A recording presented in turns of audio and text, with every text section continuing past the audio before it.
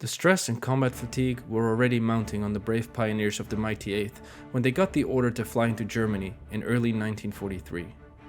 We will take you through this major change in their assignment and the consequences it had on the men of the American Army Air Corps.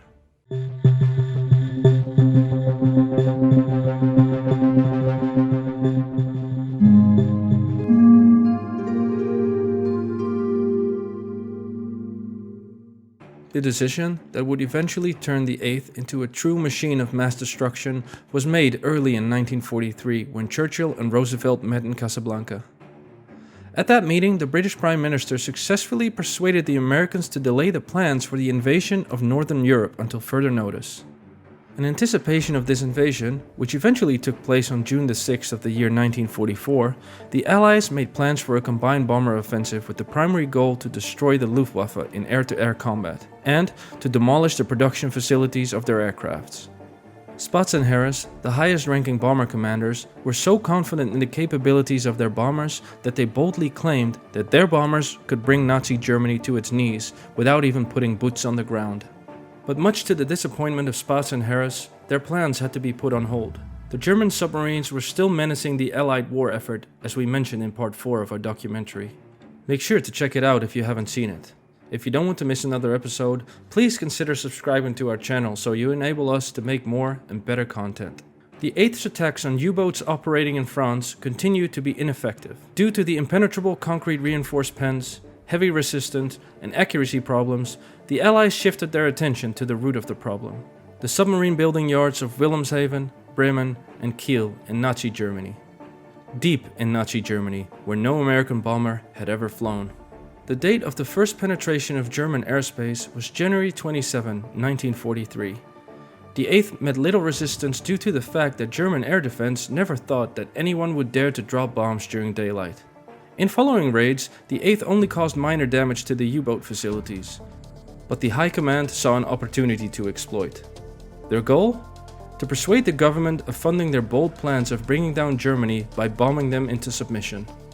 An obliging press, more angry with the Nazis than eager to be objective, went along with the rosy reviews of the bomber barons. Walter Cronkite later explained, "Most of us newsmen abandoned any thought of impartiality as we reported the heroism of our boys and the bestiality of the hated Nazis." The fabricated picture that was painted for the American public was the polar opposite of what the bomber boys really experienced. Bomber bases were damn depressing places to visit. Death was always in the air, even though the boys were trying hard to laugh and forget, a journalist memorized after the war.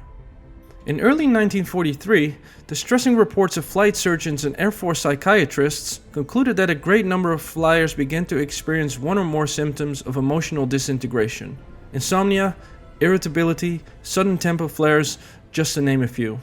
A later study proved that virtually every flyer who completed a tour of duty suffered symptoms of combat fatigue, the modern-day PTSD.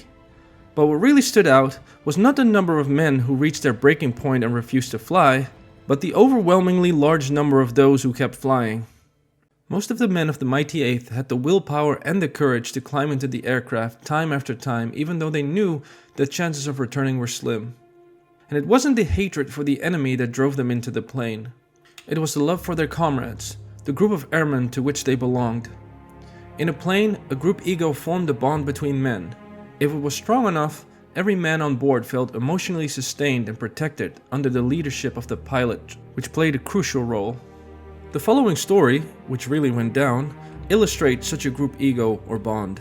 Before going into battle, 4 gunners of a B-17 made a pact that if one of them got into a tight spot, the others would not abandon him, no matter what. Weeks later, when their plane was shredded by anti-aircraft fire, the pilot ordered everyone to bail out.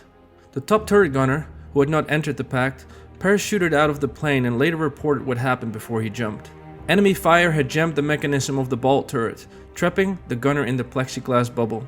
Unable to extricate him, the other 3 gunners, all of them uninjured, told their trapped friend that they would die with him. And they did. Besides the love for each other, the number 25 played a significant role in their motivation as well. The magic number. The number meant that they could return home, but in the winter of 1943, no crew ever reached this threshold. The increasing loss of bombers had a direct correlation with the number of crewmen who suffered from combat fatigue. As the 8th began flying deeper into the massively defended Ruhr, those numbers increased dramatically as they met stronger fighter resistance. Göring, the head of the Luftwaffe, began to shift more and more fighter planes to the Western Front, and doing so doubled their numbers to well over 500 in the spring of 1943. The consequences of this game of chess were immediately felt by the 8th, which fought their fiercest air-to-air battle in the skies of Nazi Germany while en route to Bremen. On April 17th, they were welcomed by the strongest presence of enemy fighters they had ever met. A staggering 15 bombers were lost that day, which was yet another blow to the morale of the 8th. The head of the American bomber effort, Ira Eaker, was so fed up that he sent a blistering report to the overall commander, Henry Hap Arnold. After 16 months in the war, we are not yet able to dispatch more than 123 bombers towards an enemy target. Round-the-clock bombing was a fiction because the 8th did not yet have the strength to conduct sustained operations over Germany. And this had given Germany time to build up its fighter defense, and as a result, the enemy may have already reached the aerial supremacy over Northern Europe. The pioneer groups of the 8th paid a heavy price to keep them in business. In its first 10 months of operations, they lost 188 heavy bombers and approximately 1,900 crewmen, not counting those dead and wounded who returned to England in their battered ships. Almost 73% of the combat flyers who had arrived in England in the summer and fall of 1942 failed to complete their tour of duty of 25 missions. Morale was at an all-time low when it finally gained a boost on May 13th when reinforcements arrived, doubling the number of the 8th's operational strength. Behind the scenes, the pre-war theorists finally gave in to the request of a fighter plane that would keep up with the range of the 8th's bombers. This development would play a significant role in the final years of the war, but for now, the 8th had to fight by themselves in enemy airspace, at a terrible price. This is the end of part 5. In our next video, we'll talk about the combined bomber offensive that led to unprecedented loss of life among German civilians. If you enjoyed the video, don't forget to subscribe to the channel, and, as always, see you next time.